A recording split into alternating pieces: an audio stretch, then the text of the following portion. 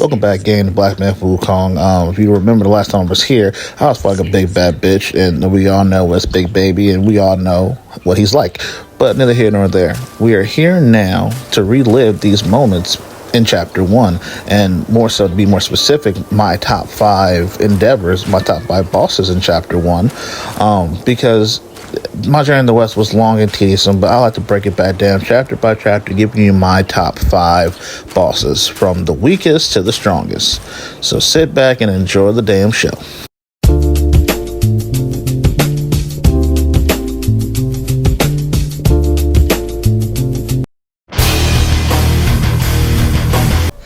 Alright, so first off, before anybody starts giving me any bullshit about, oh, well, I don't remember fighting him. Okay, I'll break it down to you real quick. He is a secret boss that you have to do some shit in Chapter 2 to access, okay? I give him the role of Chapter 1 because he is still qualified as a Chapter 1 boss, okay?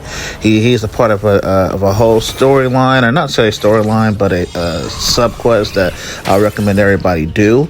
Now, I will say why I gave him the rank of 5, because unfortunately, like, if you coming in off the gate, yes, he's very intimidating. It's a fucking dragon type thing. But what made him such a headache, but also made it such an easy fight, is because of the fact that he has a very, like, noticeable weak spot. And the moment you hit that weak spot, you get that, okay? Yeah, you cut his health damn near in half. And you only have to do that shit like twice. Now, granted, yes, when fighting him the first time, he gave me a run for my money. I died a few times. I'm not going to sit there and play like I didn't, like as much as people have. But at the same time, once you learn about the whole weak spot concept, it loses its fucking luster of a good fight. Because it's literally hit the back, he explodes, he's defeated. And, you know, I was a little pissed, not gonna lie. From the very first secret boss encounter, they gave me that, but you know, shit happens. So with this one, again, him being the final boss in Chapter 1, I was still not impressed with him, because a lot of the time he just spends like evading you, and with him being such a big body boss, his hits really did amount to shit. I was basically dealt more damage from the area around me. Now, again, going into this the first time, reliving it now, it's still kind of the same thing. He didn't give me a run for my money. He didn't give me final boss vibes. He gave me a motherfucker that could have easily been skipped. Okay, now before anybody say anything like, oh, yo, this you gotta fight, no, you had to fight him, obviously, and the lesser of the means, I feel, was a better fight. But you know, once you basically understand, and you had Cloud Stepped access to you, it was basically playing the waiting game. Knock him on his back, get a couple of good hits in, put the big baby forehead to him, and you know, it was just a matter of just waiting him out. And yes, you had to wait for the fire damage that you couldn't stay in one spot for too long.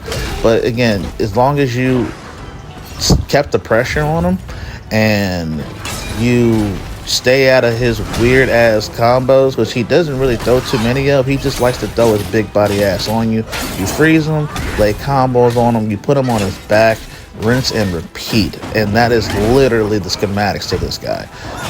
That's why he is ranked at number 4 on my list, because if you would have made him just a tad bit faster, gave him a little bit more something to work with, besides a little hiccup with the little fire shit and the little vanish dash that we'd already been through before, he might have been more of a memorable fight. But again, can't stress enough, as long as you have Cloud Step and you have good mana control, and you just, you know, wait until his ass stop doing all this running shit, and then hit him with that big bam, thank you ma'am.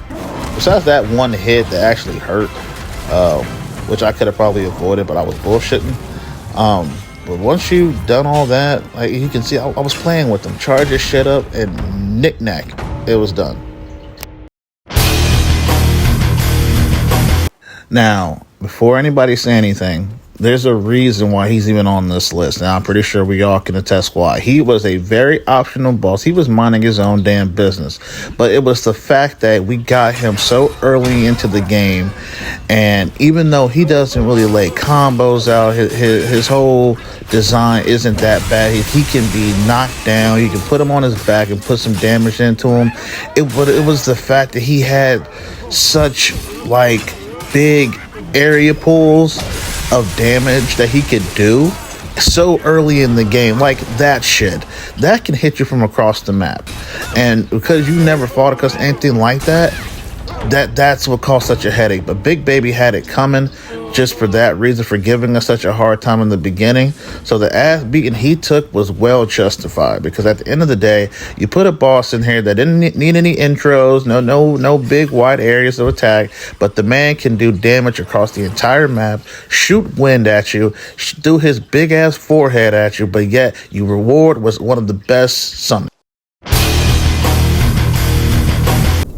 So Black Wind King in this form, to me, which gives him the rank of number 2, is because by this time you're now fighting a boss that has different things he can do to you.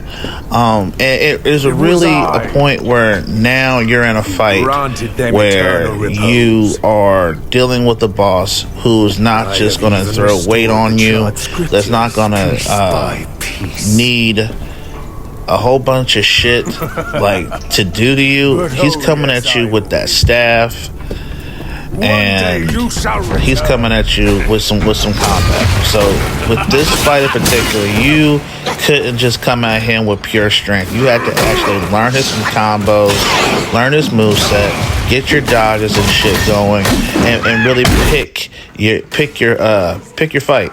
Because also with him doing this wind dash where you couldn't do damage, you had to get it timed correctly to get out the way. If you timed it perfectly, you can manage the perfect dodge schematic. But another thing he had was he also introduced a point where the stun itself would not work on him.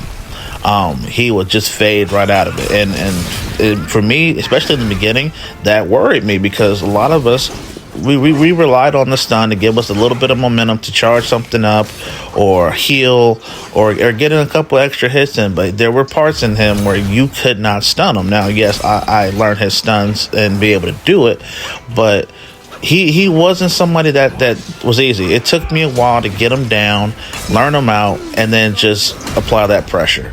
But again, there was somebody in chapter 1 that gave me just a little bit more trouble than him. And when I fought him for the final boss, I was hoping to get this version of him, not his big bear counterpart side, because he would have gave me more of a challenge. But I feel like the shit should have been in reverse. And here we are to the end of this story. My choice, my number 1 pick for my top 5. Okay, now again, this is totally opinion based, just off my experience with the guy. He was introduced midway through chapter 1, and he gave me so much trouble during my first playthrough and run-in with him, because he was one of the first bosses to give you a little bit of everything when it comes to speed, strength, agility, the combos, and you really had to take the time and learn all his hits, which is going to lead to you dying quite a bit, because the fact that he had so much in his arsenal, like his combo speed was absolutely ridiculous. He was hitting faster than I could, and the fact that his combos can be chained. He had moments where he'll give you dialogue, but he also had moments where he'll charge at you as you're trying to heal. Now, granted, yes, you could stun him and lay in a couple of hits and stuff like that, but he will evade. He would get some ground. He would space himself from you. And then he made such good use of the area, because the fact that we were fighting in such a big place, you could run from him, but he will bridge the gap very quickly. another thing I want to add to him is because when you were trying to charge, he was throwing wind scars at you. Okay, basically stopping that charge. He was fighting you, and basically his moveset depended on your moveset. Now, the thing about Black Myth Wukong is, again, you can build your character skills based on how you want it. You wanted to devote your skill points into the thrust staff, and which is something I did early on because I needed to be able to hit from a distance. But he, again, gave me such a hard time because while you're sitting there trying to figure out an opening for him, he's laying a combo on you, and now you got to use up your gore. And it took me a minute to get the gore control down with fighting him. And then while doing everything else, trying to figure out a way to be on the offensive, learn my dodges, and then picking when to lay my attack. And also, another good concept is once you beat him the first time, this was also the first boss where you were given a second stage where he evolved and his speed increased, his damage, I'm not too sure if his damage increased, but he gave you more. And again, if your items did not replenish, your health didn't replenish, your gores didn't replenish. So if you used up as much items as I did my first go around, just to fight him again at a full health bar is crazy. I know people can agree with me on this. Once I learned that was a concept, it made me approach the game a hell of a lot different, because now I know, like, okay, I can't just hope that I'm fighting this guy one time, because he could have a 2-round or a 3-round, but he gave me the opportunity to figure out that, okay, this is going to be a game where you're going to have to take the time to learn your enemy and strategize, because if you're going off the Sun Wukong legend, he's supposed to be broken, he's supposed to be OP, but this isn't the storyline of Sun Wukong's journey. This is the storyline to your journey to becoming Sun Wukong. So you're not going to give all the same attributes as he had. So you had to play this game smart, and he made me realize that. Especially as the other chapters unfold, there are so many other bosses that are just like him, that requires patience, it requires strategy, and also required a good build on knowing how to approach him, because he wasn't somebody you could just lay into combos with. He wasn't somebody that was given the opportunity just to charge up attacks to hit him with. You had to play the waiting game. And which is why, like I said, he was my number one. People might have their own opinions about this guy, but I'm not going to sit there and lie. He probably got me at least 10 to 20 times, and that shit's infuriating. Hope you guys like going on memory lane with me. Stay tuned for chapter 2, because, yeah, we got a lot to talk about.